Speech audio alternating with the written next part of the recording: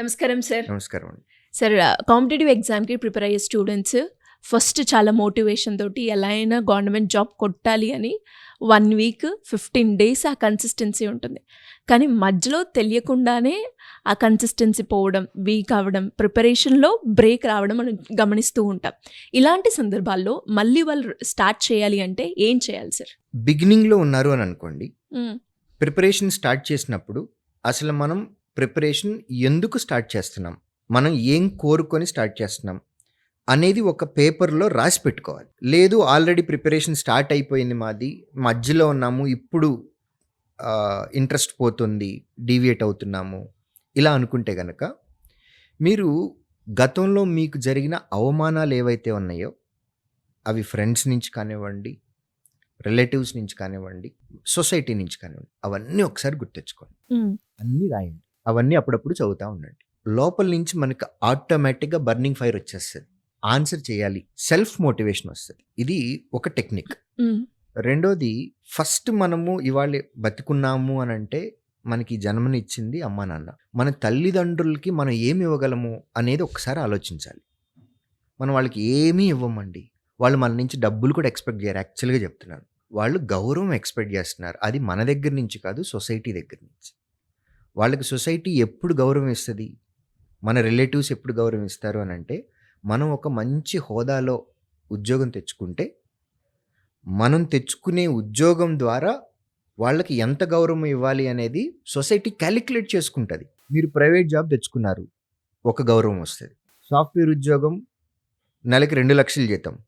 ఇంకొంచెం గౌరవం వస్తది. గవర్నమెంట్ ఉద్యోగం ఒక టైప్ ఆఫ్ గౌరవం. మనకు వచ్చినటువంటి ఉద్యోగం ద్వారా మన పేరెంట్స్‌కి ఎంత గౌరవం ఇవ్వాలి అనేది హ్మ్. Society decide చేసుకుంటుందండి. సో, మన పేరెంట్స్‌కి మనం ఎంతలా తలెత్తుకునేలాగా చేయాలి అనేది మన చేతుల్లో ఉంది. వాళ్ళ కోసం ఆలోచించండి. ఆటోమేటిక్‌గా మోటివేషన్ వస్తది. మీరు చిన్నప్పటి నుంచి మీ ఫైనాన్షియల్ సిట్యుయేషన్స్ వల్ల మీరు కొన్ని పనులు చేయలేకపోయారు. ఏదైనా కొనుక్కోవాలి అని అనిపించింది, కొనుక్కోలేదు. అలాంటివన్నీ ఒకసారి గుర్తెచ్చుకోండి. మనం ఫైనాన్షియల్‌గా స్టేబుల్‌గా ఉన్నాము అనంటే మన కోరికలు ఏవైతే ఉన్నాయో ఆ కోరికలన్నీ మనమే తీర్చుకోవచ్చు. చిన్నప్పుడు పేరెంట్‌ని బండి అడిగుండుండొచ్చు మనం. లేదా యాపిల్ ఫోన్ అడిగుండుండొచ్చు. లేకపోతే సామ్‌సంగ్ ఫోల్డ్ ఫోన్ అడిగుండొచ్చు. ఇట్లా రకరకాల ఏదో అడిగుండుంటాం. పేరెంట్స్ వాళ్ళ దగ్గర డబ్బులు లేవు కాబట్టి ఇవ్వలేదు. ఇప్పుడు మన టర్న్ వచ్చింది.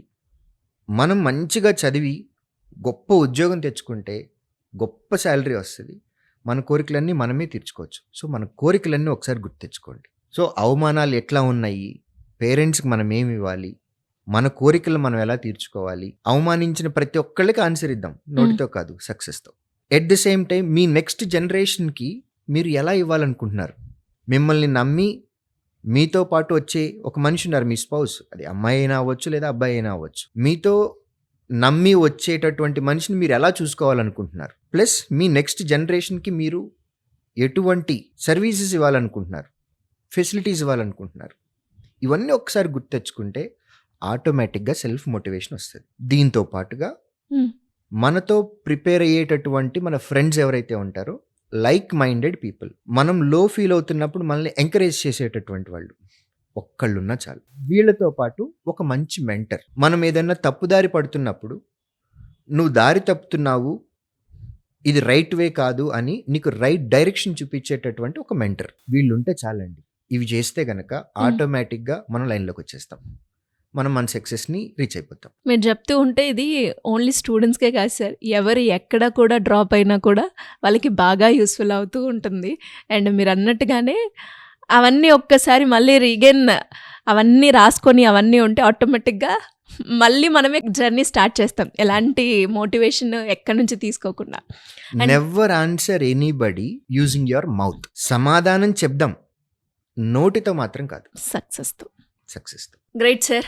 అండ్ ఇంకా ఎవరికైనా కూడా ఎక్కడో అక్కడ తెలియకుండానే డ్రాప్‌లో ఉంటారు కొంతమంది. అది సబ్జెక్ట్ వైస్ కావచ్చు, లేదు అంటే ఎంత ట్రై చేసినా కూడా నాకు రావట్లేదు అని ఆగిపోయే వాళ్ళు కూడా ఉంటారు. అలాంటి వాళ్ళకి కెరియర్ గైడెన్స్‌కి సంబంధించి మీ దగ్గర గైడెన్స్ కావాలి అంటే ఏ విధంగా మిమ్మల్ని అప్రోచ్ అయ్యే ఛాన్స్ ఉందంటారు? స్క్రీన్ పైన కనపడుతున్న ఈ నంబర్‌కి కాల్ చేయొచ్చండి. We will definitely help. Thank you sir. Thank you so much. Thank you.